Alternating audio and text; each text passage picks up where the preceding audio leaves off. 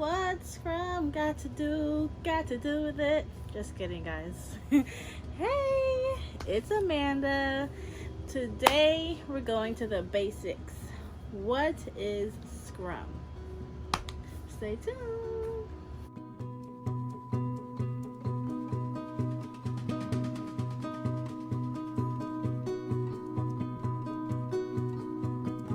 Hey y'all, so today's video is inspired by y'all. All the people asking questions on YouTube and LinkedIn, what is Scrum anyways? Mind blowing, it's crazy. One question that I get often enough is, what is Scrum? I don't always have a planned out response because in my head, I'm thinking like anyone who's viewing my content already know what Scrum is, they know what a Scrum Master is, but that's simply not true. That's a misconception. So thank you guys who've come to me with questions just for like the base knowledge. What is Scrum? Not saying that it's complicated, but I'm gonna explain it to y'all the way how I learned it. So I'm gonna put on my teacher hat, okay? So in the next few minutes, I'll be breaking it down teacher style. Ready? All right, y'all. I had to change real quick. Put on my glasses, put my hair up. I'm wearing my Just Teach jean jacket. In the back says Born to Teach. Okay, because my teacher hat is back on. How would I explain Scrum? How would I explain Scrum to anyone, to a student, to the next person? How did I explain it to myself in my head? Let's go back to the basics, okay? Scrum is actually a rugby game where each team actually comes together and binds their bodies together to move a ball, okay? Here's the clip. Similarly, it is a way of working, okay? So many tech companies or companies that are doing software development, they might adopt a Scrum framework. Remember, Scrum is a way of working. Okay? All right, class. Who can raise their hand and give a prediction of how Scrum in sports relates to software development? Keep in mind, it is a way of working. Waiting for some hands. If you said that it's a way of working in software development, where a team of developers actually knit together to produce a product, then ding ding ding, you're right, you got it. There's actually a lot more to it. Without getting too technical, it is a framework that is rooted in Agile, which is a methodology which supports the continuous improvement of a product by getting it out there early and often, and also gathering consumer feedback to meet the evolving needs of the market.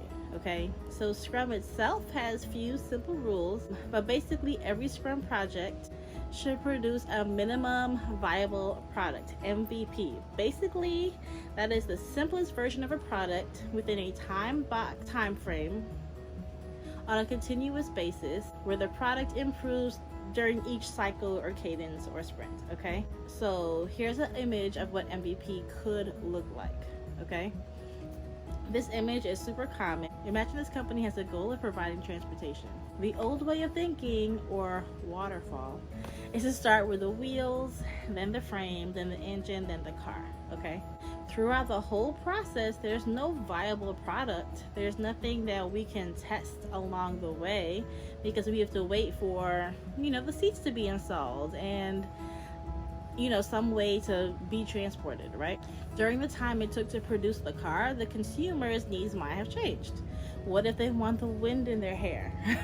Now you have to start from scratch, and by time you make the convertible, if you're making one of those, then they might have different needs, right? With an agile mindset, during each sprint cycle, there's an actual product that we can continually improve and get customer feedback. So you can start with a skateboard, right? We are moving, that's transportation, and then a scooter, and then a bicycle, and then a motorcycle, and then finally a car. At each interval, there's a minimum viable product that can be tested and improved upon. Without going too deep into the Scrum framework, which there might be a separate video about that, let me know in the comments, I'll quickly show you the famous framework image.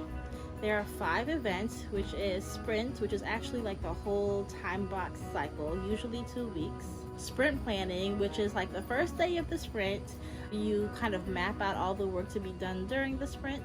And then the daily scrum, that's the 3rd one.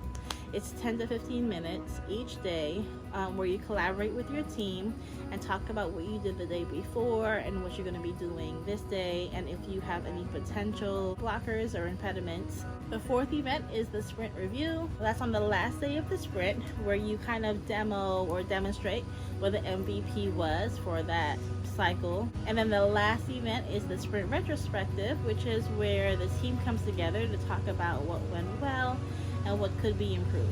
Whew, maybe we don't need a separate video for that, but please let me know if you want any additional insight in the comments. Going back to the image of the skateboard to the car. A project might be a series of several sprints. For the purpose of that image, that took about 5 sprints or more to complete that project. And then some after that, because there will be a continual improvement to the car based on, consumer feedback. So it's a continuous process, right? So Scrum overview complete. The next question that I get all the time is, so what is a Scrum Master? What do they do? Are they in charge of making the plans to produce the MVP? No, that's the product owner. Are they in charge of doing the work to create the MVP? No, those are the developers. Are they in charge of ensuring that their Scrum team and ultimately the organization is following the Scrum guidelines? Yes, ding ding ding, you got it. They are knowledgeable about the framework. It's very lightweight. There isn't like a strict set of rules. It is just a framework. And they are agile in general, which means that they are flexible enough to ensure that they are valuing their team and the consumers to help the company be more productive. They're also able to help the organization as well to become more agile. It is important to note that the biggest part of being a Scrum Master is making sure that the Scrum events are taking place, but not enabling the team by leading each and every one of them. The ultimate goal is to create a team that is self-managing and self-organizing, so that you can trust that if you are out or if anyone else on the team is out, that they are still abiding to the Scrum framework. Any good teacher knows that it is a process and does not all happen one day, right? The teacher is never like, sick, not at work, and then on the very first try, if it happens like at the beginning of the school year, trusting that their classroom, they got it together. Usually they don't. But one day when it does happen and the class is self-sustaining and self-managing, regardless of your attendance, you're still an important part of the class or the team to help them stay focused and continually improving. So what does that mean? Scrum Masters are not the Scrum Police. They're not superheroes, which I think I'm a superhero, but that's my own thing. They're not note takers. They're not calendar keepers. They're not coffee clerks, chairman, judge, administrator, or boss. They are impediment removers, facilitators, coaches, teachers, just teach, servant leaders, managers, change agents, and mentors. So the next video is going to be, why did I choose Scrum? What is my Agile story? Yeah, it's going to be great. A lot of people are asking, like, how did I transition? How's the transition going? If you want to know more about how the transition is going, please look at my first 2 videos. I do have a new Scrum Master job now, so I think in a few weeks I'll make a new video, new job for this. But for now, thank you for coming to my lesson class. You are dismissed. It's been fun. Do not forget to like, comment, and subscribe. Bye.